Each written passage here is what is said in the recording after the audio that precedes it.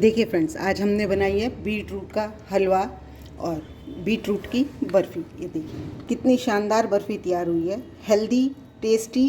तो चलिए देखते हैं इसको हमने कैसे बनाया। बहुत सॉफ्ट, जैसे हम बाज़ार से लाते हैं बिल्कुल ऐसी बर्फ़ी बनी है।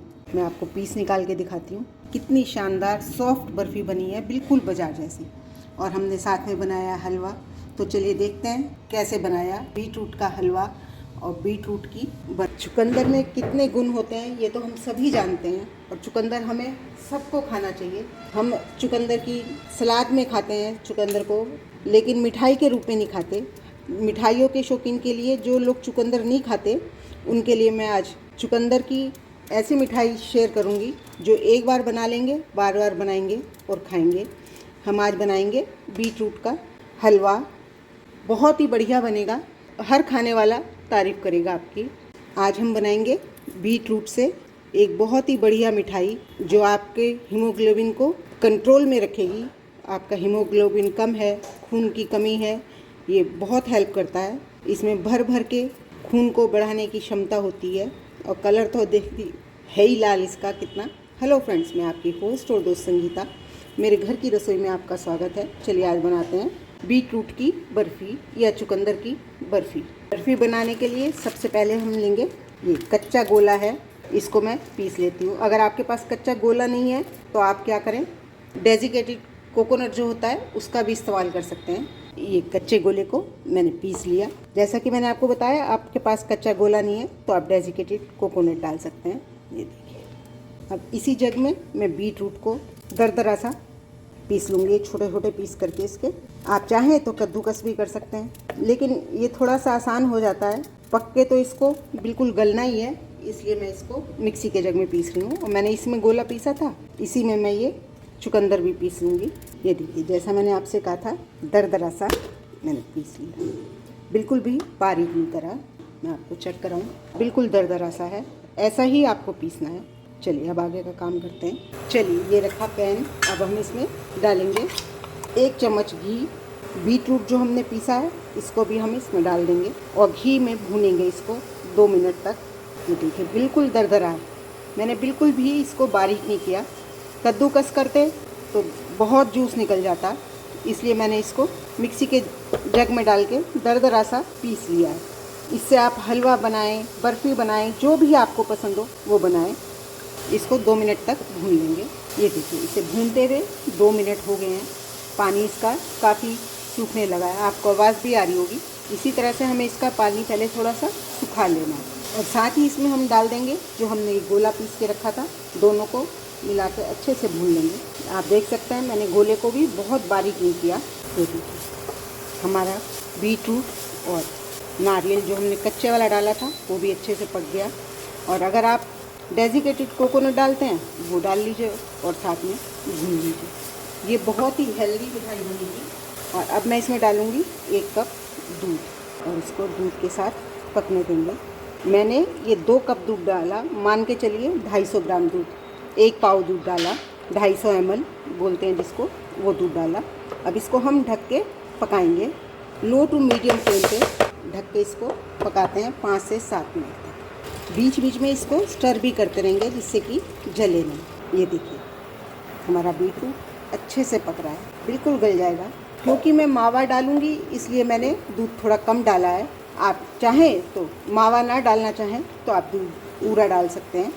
इसमें कम से कम आपको 1 किलो दूध डालना पड़ेगा। 1 किलो दूध में 150 से 200 ग्राम तक मावा तैयार होता है, जो मेरे दूध से होता है। आपका दूध कौन सा है उस हिसाब से देख लीजिए।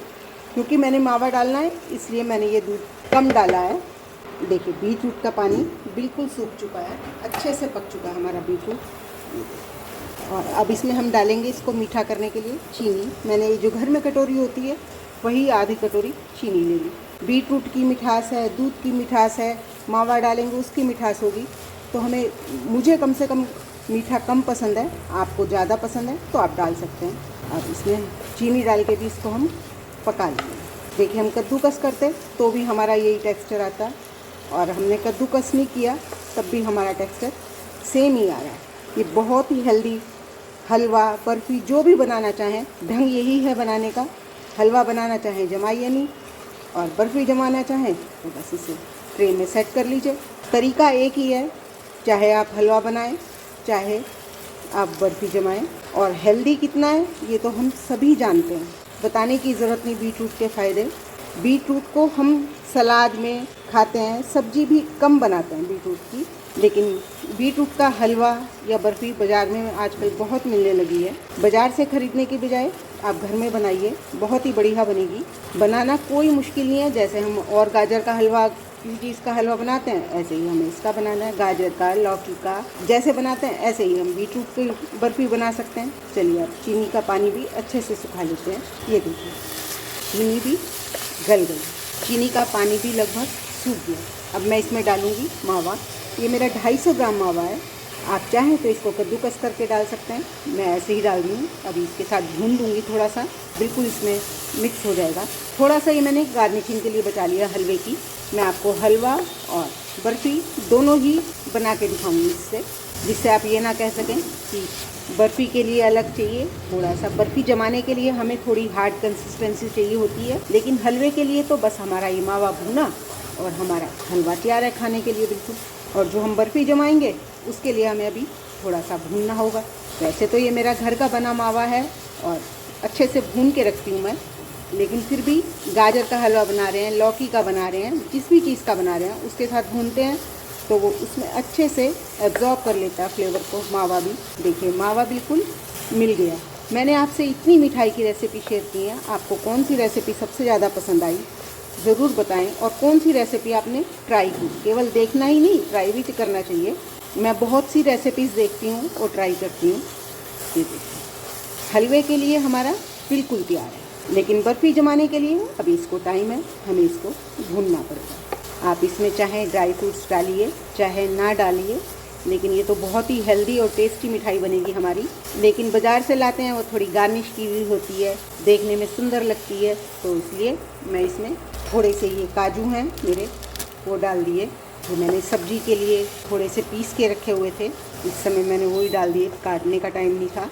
और ये बादाम का पाउडर, आपको अगर मोटे मोटे पसंद है तो आप मोटे मोटे डालिए, मैं तो इसी तरह से डालती हूँ। हलवा हमारा खाने के लिए बिल्कुल तैयार है। चाहे तो थोड़ा सा इलायची पाउडर भी डाल सकते हैं।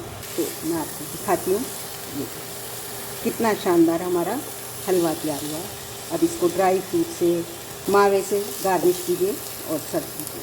हमारा हलवा खाने के लिए बिल्कुल तैयार है। ये बाकी को मैं बर्फ़ी बनाऊंगी। देखिए बर्फ़ी जमाने के लिए बिल्कुल ये भून गया, पैन को छोड़ना शुरू कर दिया। बर्फ़ी जमाने के लिए हमें ऐसी ही कंसिस्टेंसी चाहिए होती है, डो फॉर्म में आ जाए जो। देखने में भी कितना सुंदर लग रहा है और खाने में स्वाद के साथ स्वास्थ्य भी है इसमें। हम अपनी जिसमें हमें प्लेट में, ट्रे में, जिसमें भी जमाना है उसको ग्रीस कर लेते हैं इस तरह से, घी से, तेल से। वैसे मिठाई को तो ट्रे को भी घी से ही ग्रीस करना चाहिए, जिससे कि मिठाई हमारी अच्छे से टेस्ट करे, क्योंकि मिठाई में हम ज़्यादातर घी ही यूज़ करते हैं। चलिए अब इसको जमा देते हैं।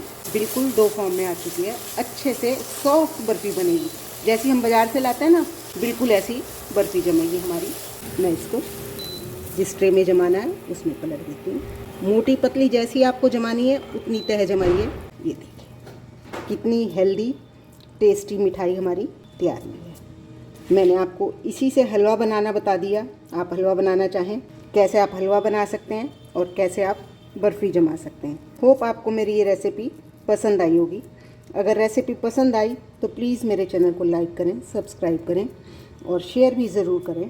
और कमेंट्स में मुझे बताएं आप इस तरह से बनाते हैं। अगर बनाते हैं तो कैसे बनाते हैं। सबका अपना अपना ढंग होता है। कुछ लोग इसे कॉर्नफ्लोर के साथ मिला के बनाते हैं, लेकिन ऐसा हम क्यों करें। हम चीज़ को हेल्दी रख सकते हैं, उसका टेस्ट बिना ख़राब करे हमें इस्तेमाल करना चाहिए। इसलिए मैंने कॉर्नफ्लोर डाल के नहीं बनाई।